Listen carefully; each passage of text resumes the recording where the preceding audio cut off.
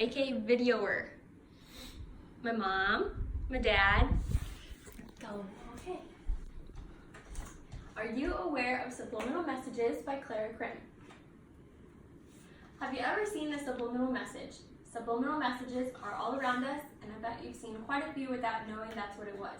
Like going to the movies and seeing an ad for popcorn and Coke that triggers your brain into thinking you want popcorn and Coke. In this speech, I hope to make you all want to be more alert of the things you look at and the shows you watch so that you are more aware of the messages these brands, shows, or whatever it is getting at with its subliminal message. So what is a subliminal message, and why do we need to be aware of them?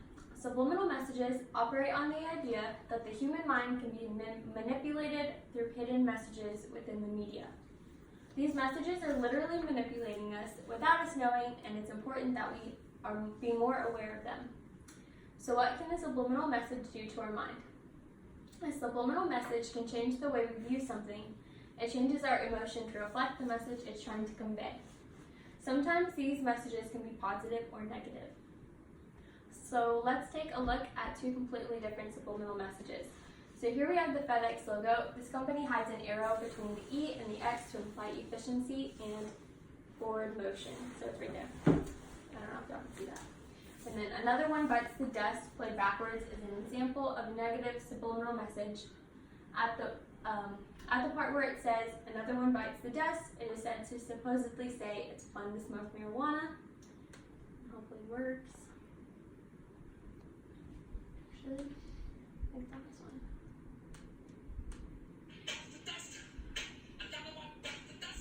It's really easy. Yes, it'll replay it, like reverse it.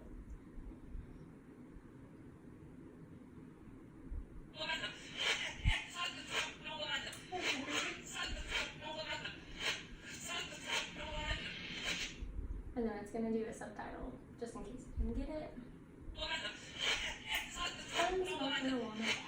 Okay. And then it says, why do people use subliminal messages? Subliminal messages are designed to engage people subconsciously, meaning you're influenced by the part of the mind that isn't fully aware of the influence. A lot of times we look at a logo and notice the subliminal message, and other times we don't.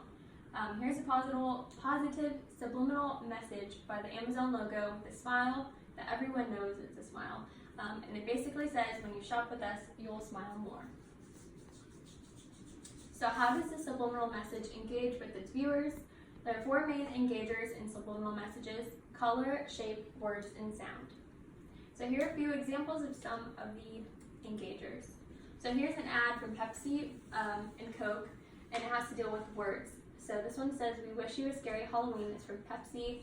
This one says, everybody wants to be a hero, and it's from Coke.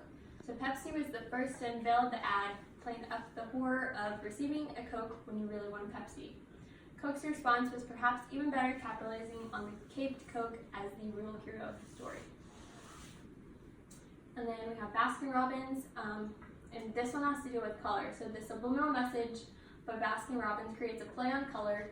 So in between the blue parts of the B and the R, so this and that, you can see a pink 31, and then the number 31 stands for the 31 flavors Baskin-Robbins has to offer. So why is it important that we know about subliminal messages and how they work?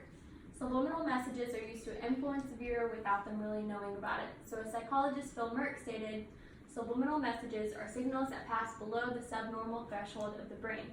So no one is fully aware of these messages, but knowing they're out there can help you identify some, especially the negative messages. And this is not to say that we need to look at every little thing to see its message, but it's more of a push to persuade people to pay attention to them. So here are a few of the other messages you may not be aware about. So this is Tostitos, and it's actually a family. It's supposed to be positive, and they're like holding a chip with salsa. And then this is SF Magazines. This one is a negative one, and it intentionally covers the bottom of the F to make it look SEX. And then this is an experiment about subliminal messages. So at a German wine of the same price and sweetness are displayed in a British supermarket. The store played German and French music on alternate days. The sales of German one increased on days German music was played, and same for the French wine. So buyers self-reported little to no influence of store music on their wine purchase. In the conclusion, now that you know what a subliminal message is, know what they look like, and know why it's important for us to know how these messages affect the way we think, hope that you've been persuaded to be more aware of the things you watch and the words you see and the advertisements you come across, because some of these messages do affect the way we see things, whether it's positive or negative.